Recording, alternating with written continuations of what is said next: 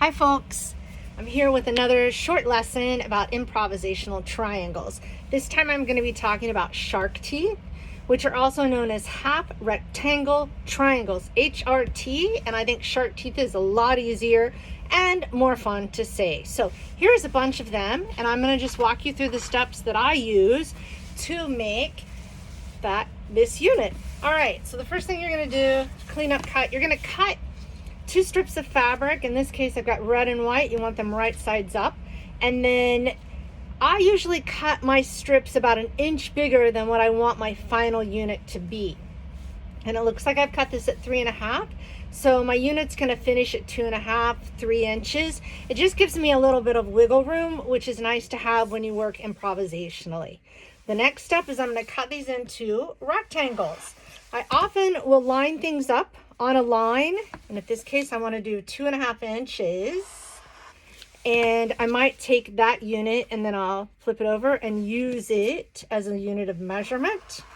And then I'm going to leave this guy the way it is. He's a little bit bigger, right? So you can see there's a little variation in the size of my rectangles, which is perfectly fine. So the next thing I'm going to do, which is my big tip / trick, is that I'm going to line it up so that the 2 points, you can do it either way. You can do it this way, or you can do it this way. You line them up, and then you're going to cut down the middle. Yep. And then you just do that with each of your rectangles. Now, some people might take these units, and this is completely legit to do it this way, to cut to match. And by cut to match, I mean, see, I cut the rectangle into 2 triangles, and then I would take this triangle and I would pair it with this triangle, and that's cut to match, which is great, and it will give you more control. Typically what I do is I just make a big pile of them, and I'll go to the sewing machine and I'll sew them together. Now, when you sew them together, the thing that you do want to think about, especially if you're working with solid fabrics, because things can get turned around. So say I want my red triangles to look like this. So I'm going to line them up and I make sure that I sew them together like that. I don't want this, which would be a mirror image. And maybe you do. Maybe you want a mirror image. Maybe you want some of them. I call it a crown when I do that, so that I have 2 going with the points going this way and 2 with the points going that way.